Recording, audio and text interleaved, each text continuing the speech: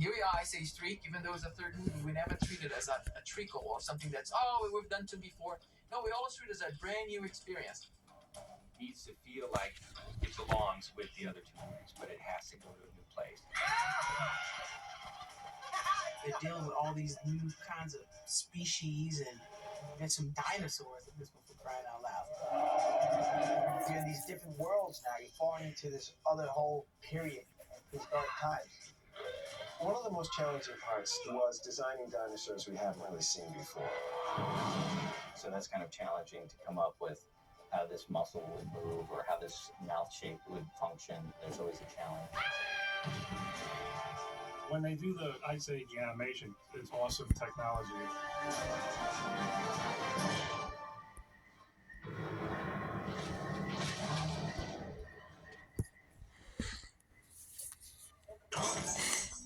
As we progressed through the series, it just felt like a big, funny idea to see what would happen if our guys encountered some dinosaurs.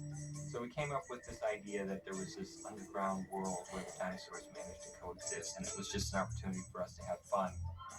We had a whole new world to invent, and although the style generally of that world needed to stay consistent with the Ice Age style, it also had to have its own kind of internal language. There's a different environment, it's no longer, ice and glaciers and rock. We had to explore what people interpreted vegetation to look like at Jurassic times, and then we would have to do sort of an Ice Age spin on top of that. The trouble with setting a movie in a huge cave underground is where's all the light coming from? But I think the design guys came up with a really cool concept, which is the layer of the ice above this world kind of acts like a ceiling of light. Mm-hmm. The world, rather than being foreboding or dark or cold, actually ends up being very welcoming and kind of grand in the lighting. They managed to come up with a whole new world and a whole new place to take it. They got some big, huge dinosaurs and things falling apart and falling around, and it's fun. It's a lot of fun. When we are starting to play with the story and trying to think about dinosaurs, we had so many drawings and so many designs that we had to see, okay, now we have to pick and choose and see which ones will fit the story. So we had the same designer, Peter the Sav, who did the characters for the Ice Age. He did the design for the dinosaurs. That is one of the great things about having a single designer like Peter. There is a unique stamp that's placed on all the characters. That helps tie them together. They feel like they're from the same world.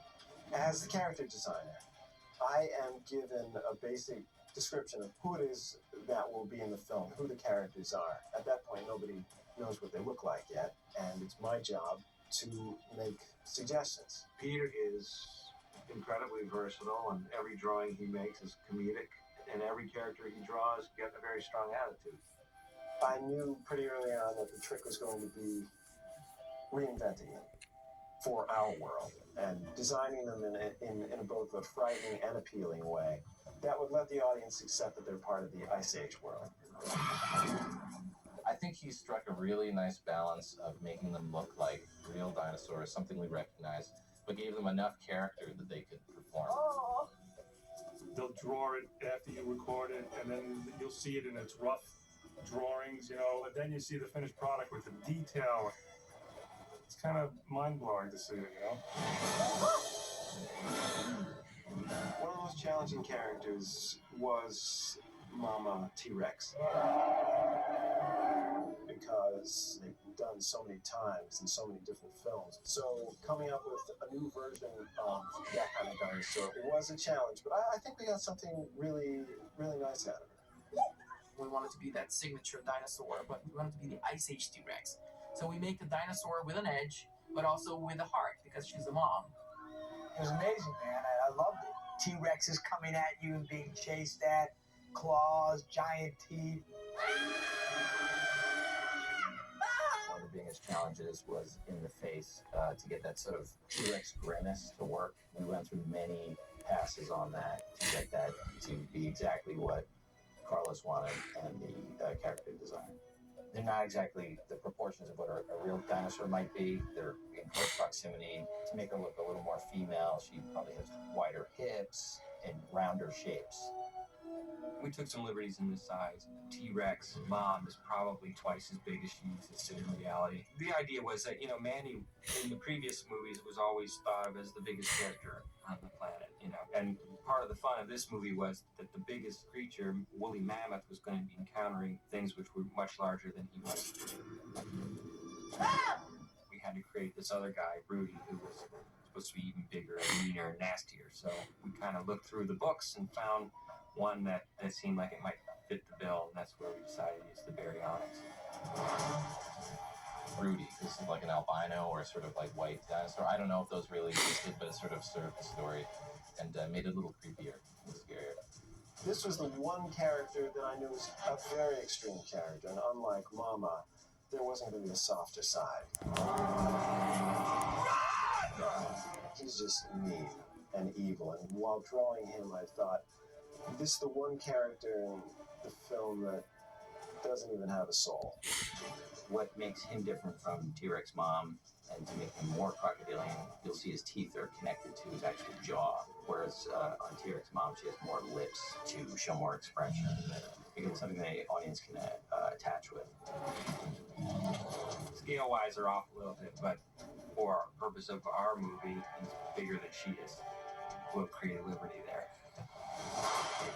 One of the most unique and unusual dinosaurs we have in this movie is called the Guanlong. They've got this nasty spike, and they've got quills coming out of the back of their neck, and they've got this great iridescent pinstriping on their back. I think they're pretty unique looking. They're actually very frightening to look at, and we're still making a kids movie, so we can't scare 6-year-olds to death. So it was actually, a little bit tricky to animate and light and texture these guys and then put the sound effects on. So in the action sequences with the Guanlongs, we put like a little funnier sounds underneath there so that they don't become just overwhelmingly scary for little kids.